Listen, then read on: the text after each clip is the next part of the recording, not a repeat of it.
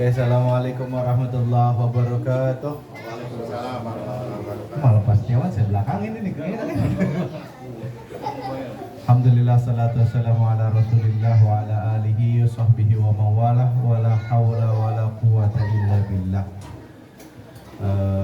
Yang pertama kita hormati tuan rumah Pak Setiawan beserta istri dan keluarga dan Bu siapa tadi Bu Julia, Bu Aulia yang sebagai ketempatan arisan ternyata ini apa ya? Tapi arisannya pas di bulan Ramadan gitu ya, bulanan Pak ya. Aha. Dan juga yang kita hormati Ketua Klaster Pak Tatang. Pak Klaster apa namanya? Klaster apa namanya lu Pak? Kamel Regensi. Kamel Regensi Pak Tatang. Pak Tatang apa Pak? Maaf lupa Pak. Tatang Sundesa.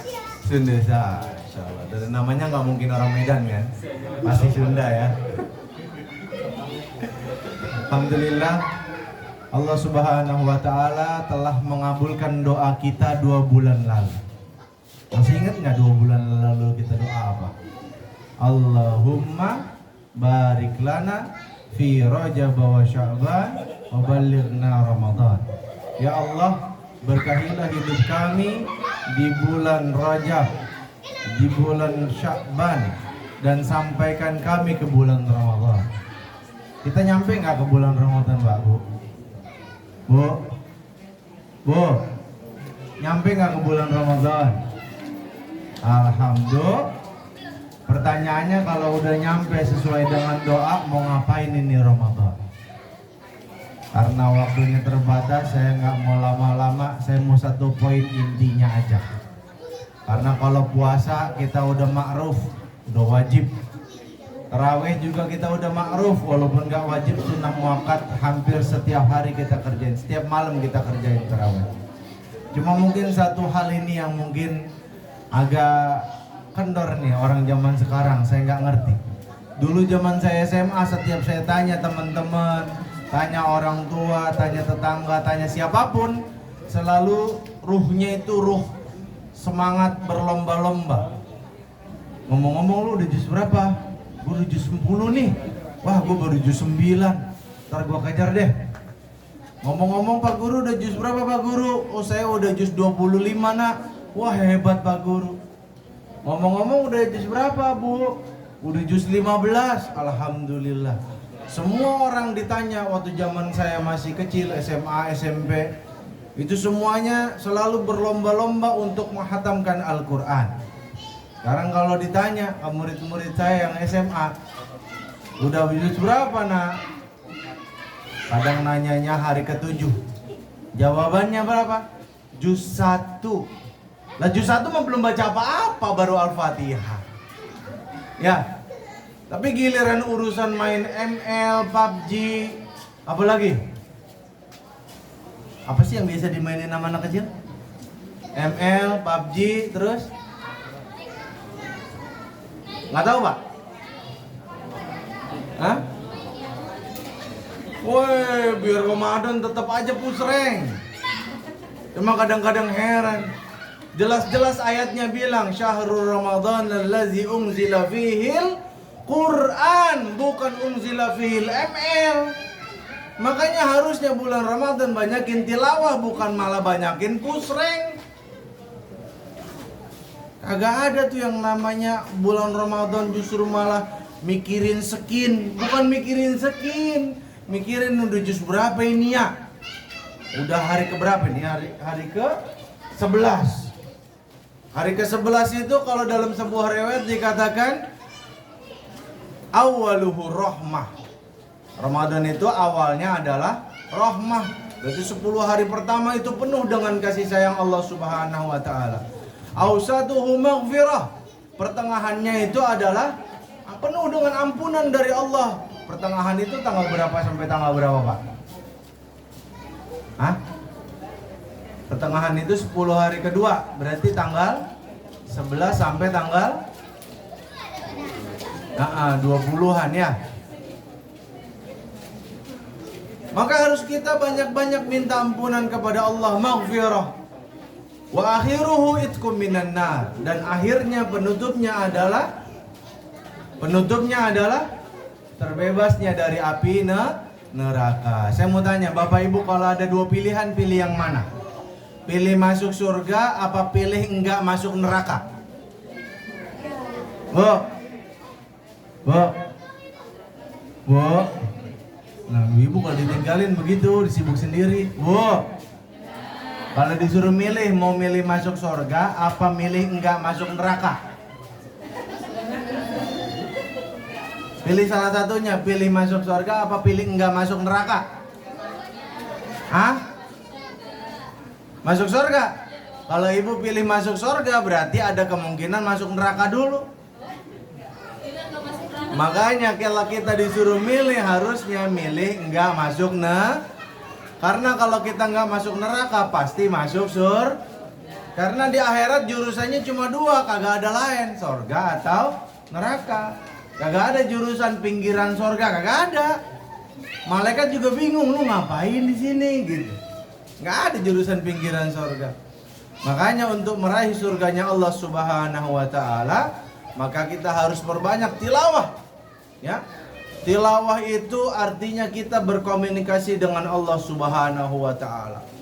Tilawah firman Allah itu mukjizat, ajaib. Kenapa ajaib? Al-Quran itu Bu, Al-Quran itu Pak, tidak pernah bertambah satu huruf pun, tidak pernah berkurang satu huruf pun. Tapi setiap kali kita membaca ayat Al-Quran, selalu ada energi baru dalam hidup kita. Bayangin, gak pernah bertambah hurufnya, gak pernah berkurang hurufnya. Jangankan huruf, ya, ayatnya gak pernah berkurang. Jangankan ayat, suratnya nggak pernah berkurang. Pernah Bapak Ibu nemuin ayat Al-Quran cuma 112, hilang 2? Enggak. Makanya Al-Quran itu kata para ulama adalah kalamullah, perkataannya Allah. Kalau mushafnya yang ada tulisannya, yang kita baca itu makhluk. Tapi apa yang ditulis berupa perkataan Allah Subhanahu wa taala itu adalah kalamullah, perkataan Allah. Dan spesialnya di bulan Ramadan, ternyata bukan cuma Al-Quran yang Allah turunkan, tapi kitab suci yang lain juga Allah turunkan di bulan Ramadan. Di mana kita temukan keterangan ini? Kita temukan keterangan ini dalam kitab tafsir Ibnu Katsir. Beliau meriwayatkan 2 riwayat, yang kalau dua-duanya digabung, kesimpulannya semua kitab Allah turun di bulan Ramadan. Kitab Zabur diturunkan kepada Nabi siapa Pak Bu? Zabur diturunkan kepada siapa? Pak? Bu? Zabur diturunkan kepada Nabi siapa? Kok mikir? Astagfirullahaladzim, ya Allah. Kok mikir? Suaminya Lesti namanya siapa Bu? Giliran artis apal banget. Giliran nama Nabi lupa. Nabi Daud. Zabur diturunkan kepada Nabi Daud. Itu diturunkan di bulan Ramadan. Taurat diturunkan kepada Nabi Isa. Musa, Masya Allah. Injil diturunkan kepada Nabi Isa alaihi mussalam. Semua baik Daud Zaburnya, baik Musa dengan Tauratnya, baik baik Nabi Isa dengan Injilnya, baik Nabi Ibrahim dengan suhufnya, dan Nabi Sis dengan suhufnya. Semua yang Allah turunkan, baik kitab-kitab maupun suhuf-suhuf, itu semua diturunkan oleh Allah Subhanahu wa taala di bulan Ramadan. Apapun yang berkaitan dengan Al-Quran menjadi mulia. Buktinya, Mekah Al-Mukarramah menjadi tempat pertama kali diturunkannya Al-Quran oleh Allah Subhanahu wa taala. menjadi mulia. Kenapa? Karena tempat pertama kali diturunkannya Al-Quran menjadi mulia. Waktu diturunkannya Al-Quran bulan Ramadan menjadi mulia. Dengan disyariatkannya kita puasa di siang harinya, disyariatkannya kita qiyamul Ramadan di malam harinya. Kenapa menjadi mulia? Karena berkaitan dengan firman Allah Al-Quran. Karena berkaitan dengan Al-Quran, maka Ramadan menjadi mulia. Nabi, di antara Nabi Adam sampai Nabi Isa, semua Nabi itu mulia. Tapi kenapa Nabi Muhammad yang paling mulia di antara mereka semua? Karena Nabi Muhammad diturunkan kepadanya Al-Quran. Begitu pula kita. Kalau kita mau mendapatkan kemuliaan dari Allah Subhanahu wa Ta'ala, Pak, nggak perlu beli Pajero keluaran terbaru, nggak perlu. Pakai mobil Avanza juga kalau emang kita mulia dengan Al-Quran mulia. Kalau kita mau cari kemuliaan, Bu, nggak perlu kosmetik 5 jutaan, nggak perlu. Didempul sampai kinclong itu, sampai apa istilahnya ibu-ibu zaman sekarang, Pak? Glowing, Masya Allah. Ya. Biar glowing. Ibu-ibu tahu aja ya kalau suaminya baru dapat duit ya. Iya. Tiba-tiba istri saya WA, Bi, beli skincare ya. Kok dia tahu? Ya. Ibu-ibu piringnya, firasatnya luar biasa kuat. Makanya kalau suaminya dapat duit, tahu dia. Makanya kalau istri bapak tiba-tiba minta skincare baru, artinya istri bapak tahu bapak udah dapat duit. Ya Allah. Kalau kita mau jadi mulia, Bu, nggak perlu skincare, nggak perlu apapun. Caranya apa? Caranya kita dekatkan diri kita dengan Allah Subhanahu wa Ta'ala melalui perbanyak tilawah Al-Quran. Saya mau tanya nih, bapak-bapak udah juz berapa nih ngomong-ngomong? Sekarang hari ke-11 Ramadan. Bapak-bapak udah juz berapa? Ada yang udah juz 11? Wush, banyak yang tunjuk tangan, Masya Allah. Sekarang ibu-ibunya nih, sekarang udah hari ke-11. Ya, hari ke-11. Udah juz berapa kira-kira, Bu? Jus buah, Masya Allah. Oh, jus 2, kirain jus buah. Jus 2 1. Ada yang udah jus 11? Masya Allah, semuanya tunjuk tangan tapi malu-malu. Luar biasa. Ya, kalaupun masih sibuk di awal Ramadan, masih ada pertengahan Ramadan. Ya, kalau masih ada pertengahan Ramadan sibuk, kita masih punya akhir Ramadan. Iktikaf bareng suami kita. Pak, Bu, yuk. Semua ajak istrinya, ibu-ibu ajak suaminya, bapak ibu ajak anak-anaknya. Kita targetin, kita iktikaf di masjid mana malam ini. Ya, kita fokuskan ibadah. Makan udah makan yang ada aja. Tidur udah tidur seadanya aja. Yang penting ibadah, kejar target kita. Paling tidak kita hatamkan Al-Quran 1K. Oh, kagak ada yang jawab ini. 1K. Masya Allah. Siap nggak? Kira-kira hatamin Al-Quran 1 kali? Siap nggak?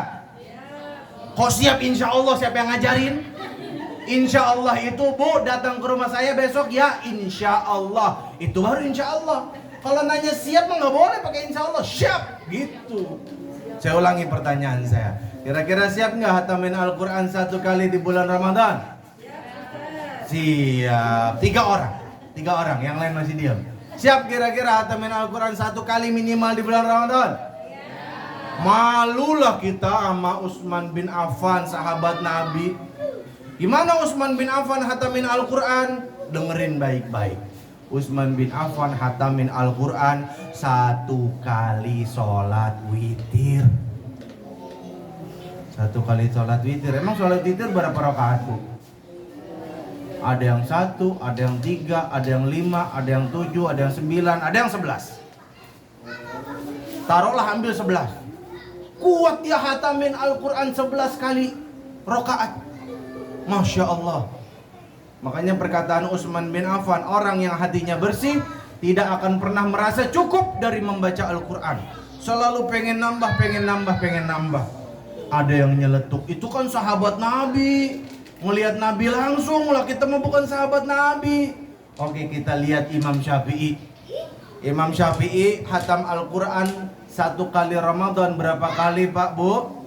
60 kali hatam Al-Quran. Bayangin, kalau kita mah habis subuh pada tidur, Imam Syafi'i hatam Quran Pak Bu. Anak-anak kita habis taraweh perang sarung, Imam Syafi'i hatam Quran. Masya Allah, malam hatam sekali, siang hatam sekali, sehari semalam hatam 2 kali, full 1 bulan 60 kali. Setiap Ramadan beliau hatamin Al-Quran. Ada lagi yang nyeletuk, itu kan orang zaman dulu. Emang dikira zaman sekarang kagak ada? Ada. Coba sekali-sekali main ke daerah Jawa Tengah, saya lupa nama daerahnya apa. Ada di situ pesantren yang punya kebiasaan hatam Al-Quran 1 kali sholat tarawih. Masya Allah, 1 kali sholat tarawih. Mulainya habis isya, selesainya menjelang sahur. Jadi kalau orang zaman sekarang juga ada yang kayak begitu. Ya, intinya kalau kita mau semakin dekat dengan Allah, semakin baik kita berhubungan dengan Al-Quran. Itu aja yang bisa saya sampaikan. Mudah-mudahan ada manfaatnya. Semoga termotivasi untuk belajar Al-Quran, membaca Al-Quran, dan semakin berinteraksi dengan Al-Quran. Kita sama-sama doa dulu ya. Doa sebelum kita berbuka puasa. Berdoa sebenarnya umum, boleh apapun. Nah, tapi ada 2 doa yang diajarkan oleh Nabi secara khusus. Ngomong-ngomong maghrib jam berapa Pak tadi? 5.07. Kita doa secara umum dulu ya. Oh iya, silakan dianterin dulu, dianterin biar khusyuk doanya. Ya, di dulu. Lewat. Udah belum? Nah. Udah dulu. Ya Ibu, duduk dulu Ibu. Kita doa bareng-bareng dulu. Nanti sekira-kira semenit kita berhenti sebelum azan. Ya, udah. Kita istighfar dulu 3 kali. Astaghfirullahaladzim, astaghfirullahaladzim, astaghfirullahaladzim. Kita angkat kedua belah tangan kita. Kita bermunajat kepada Allah Subhanahu wa taala. Semoga Allah ijabah doa kita. Astaghfirullahaladzim, astaghfirullahaladzim, astaghfirullahaladzim. Alhamdulillah rabbil alamin, hamdan syakirin, hamdan na'imin, hamdan yu'afi na'am wa ta'afi mazidah. Ya Rabbana lakal hamdu kama yanbaghi li jalali wajhikal karim wa azimi sultanik. Allahumma salli ala sayyidina Muhammad wa ala ali sayyidina Muhammad. Allahumma taqabbal minna salatana wa siyamana wa qiyamana wa ruku'ana wa sujudana wa ta'abudana wa tahashwana wa tamin taqsirana ya Allah ya Rahman Rahimin. Allahumma inna nas'aluka ridhaka al-jannah wa na'udzubika min syakhatika wan nar.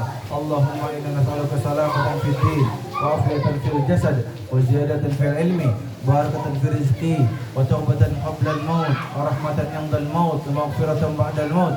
Allahumma hawwin 'alaina fi syakaratil maut والنجاة من النار والعفو عند الحساب. اللهم إنا نسألك رضاك الجنة ونعوذ بك من سخطك والنار. اللهم إنا نسألك بحسن الخاتمة ونعوذ بك من سوء الخاتمة. اللهم أغننا بحلالك عن حرامك وبطاعتك ومعصيتك بفضلك من سواك. اللهم ربنا هب لنا من أزواجنا وذريتنا قرة أعين واجعلنا للمتقين إماما. اللهم أنت ربي لا إله إلا أنت خلقتني وأنا عبدك وأنا على عهدك ووعدك ما استطعت أعوذ بك من شر ما صنعت وأبوء لك بنعمتك علي وأبوء بذنبي فاغفر لي فإنه لا يغفر الذنوب إلا أنت. ربنا آتنا في الدنيا حسنة في الآخرة حسنة وقنا عذاب النار. سبحان ربك رب العزة عما يصفون سلام على المرسلين والحمدلله rabbil alamin. Silakan dibagikan makanannya. Belum azan. Nah, nanti kita doanya kita gabungkan 2 riwayat Imam Abu Dawud ya. Doa biasa, Allahumma laka sumtu wa bika amantu wa ala rizqika aftartu bi rahmatika ya arhamar rahimin. Lalu kita baca basmalah baru minum dan makan. Lalu kita baca hamdalah. Lalu kita baca doa zahaba zama'u wa badalatil uruku wa sabatal ajru insyaallah. Kita tunggu waktu azan. Saya serahkan ke MC. MC-nya siapa tadi?